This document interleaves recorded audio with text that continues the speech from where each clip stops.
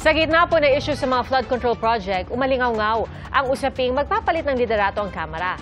At ayon po sa ilang sources ng GMA Integrated News ng mga kongresista, bukas daw magbibitiw sa pagka-House Speaker si Congressman Martin Romualdez.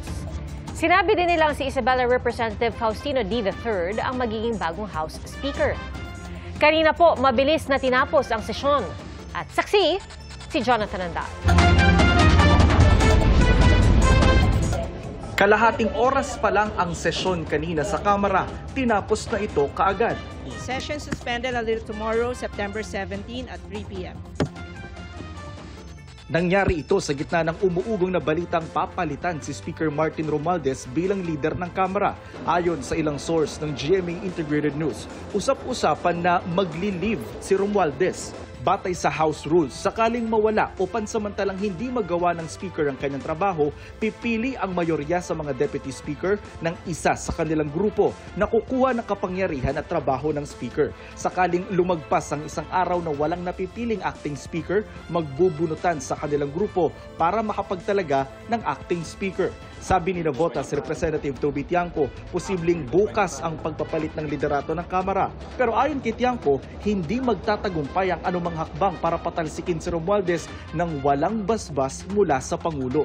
Alam naman natin realidad ng speakership, di ba? Wala naman yung pinaka-importanting numero, wala naman dito sa loob ng House of Representatives. Let's accept that fact. Walang gagalaw dito because out of respect doon sa Malacanang. Hinihingan namin ng pahayag si Romualdez at ang Malacanang. Kahapon nakipagpulong si Romualdez sa mga chairman ng mga pangunahing komite sa Kamara para pag-usapan ang mga seryosong usapin at hamon sa Kamara. Sinabihan niya ang mga komite na ituloy ang investigasyon kontra katiwalian para raw lumabas ang katotohanan. Nakapulong din kahapon ni Romualdez ang mga babaeng kongresista na isinulong ang mga itinutulak nilang panukalang batas sa kalusugan, edukasyon, kabuhayan at proteksyon sa mga kababaihan at kabataan.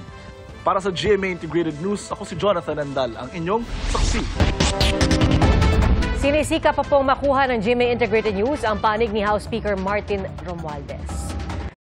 Mga kapuso, maging una sa saksi. Mag-subscribe sa GMA Integrated News sa YouTube para sa iba't ibang balita.